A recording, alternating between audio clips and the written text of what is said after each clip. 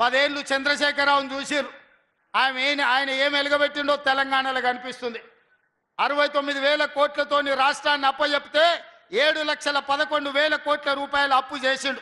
ఆనాడు సంవత్సరానికి 6,500 కోట్లు మనం బకాయిలు కట్టేది ఉంటే ఈనాడు ప్రతి నెల 6,500 కోట్లు ఇవాళ చంద్రశేఖరరావు చేసిన అప్పుకు ముప్పుగా తయారై ప్రతి నెల 6,500 కోట్లు నేను సంపాదించిందంతా మీకు వెట్టకుట్ట కడుపు కట్టుకొని ఇవాళ అప్పులోనికి పటాన్కు కట్టాల్సి వస్తుంది.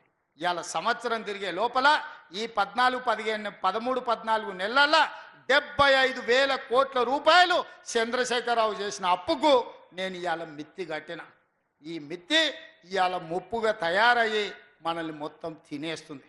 రాష్ట్రాన్ని నిండా ముంచిండు, దివాలా తీసిండు.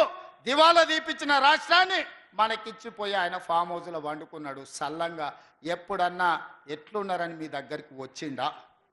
ఆనాడేమో అధికారం పోయింది, మళ్ళసారి డిపాజిట్లు పోయినాయి. ఈ ఎన్నికల అభ్యర్థి లేడు, ఎన్నికల్లో పోటీ చేయనోడు, ఎన్నికల్లో అభ్యర్థి దొరకనోడు ఇవాళ కాంగ్రెస్ పార్టీని ఓడగొట్ట అంటారు. కాంగ్రెస్ పార్టీని ఓడగొట్టమంటే బీజేపీని గెలిపించమనే కదా.